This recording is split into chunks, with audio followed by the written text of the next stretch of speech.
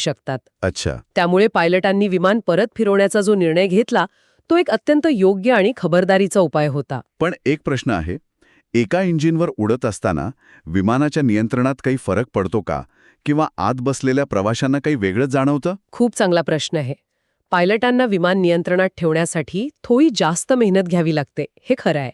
पण प्रवाशांना सहसा आतमध्ये काही मोठा फरक जाणवत नाही. बरं. आणि या स्पेसिफिक विमानाबद्दल बोलायचं तर हे 15 वर्षे जुनं विमान आहे. 15 वर्षे म्हणजे तसं बरंच जुनं आहे. हो, आणि साधारणपणे लांब पल्ल्याच्या आंतरराष्ट्रीय प्रवासासाठी वापरलं जातं. आणि महत्त्वाचं म्हणजे या विमानाच्या रेकॉर्डमध्ये ऑइलच्या वापराबद्दल आधी कोणतीही समस्या नव्हती. त्यामुळे हा बिघाड इतका अचानक कसा झाला, हाच मोठा प्रश्न आहे. आणि याचमुळे सरकारी यंत्रणांनीही याची गंभीर दखल घेतली आहे, बरोबर?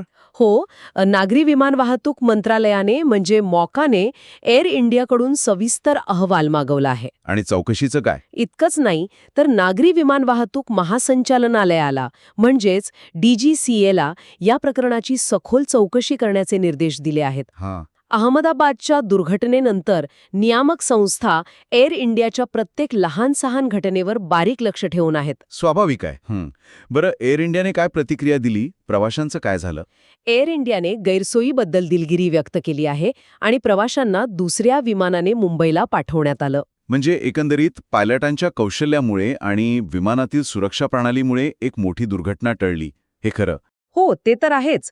पण या घटनेमुळे एअर इंडिया समोर एक मोठा धोरणात्मक प्रश्न उभा राहतो. तो कोणता? बघा, टाटा समूहाने एअरलाईन ताब्यात घेतल्यावर नवीन विमानांच्या मोठ्या ऑर्डर्स दिल्या आहेत, हे खरे. पण त्यांचा जो जुना ताफा आहे, जो अजूनही सेवेत आहे, त्याच्या देखभालीचं आव्हान किती मोठं आहे हे दिसतंय. अगदी. ही केवळ एक तांत्रिक अडचण नाही, तर हा एअर इंडियाच्या परिवर्तनातील एक महत्त्वाचा टप्पा आहे, जिथे त्यांच्या कार्यक्षमतेची खऱ्या अर्थाने परीक्षा पाहिली जात आहे. ही एक विच्छिन्न घटना आहे की जुन्या विमानांच्या देखभालीतील एका मोठ्या समस्येचे हे लक्षण आहे, हे आता चौकशीतूनच समोर येईल.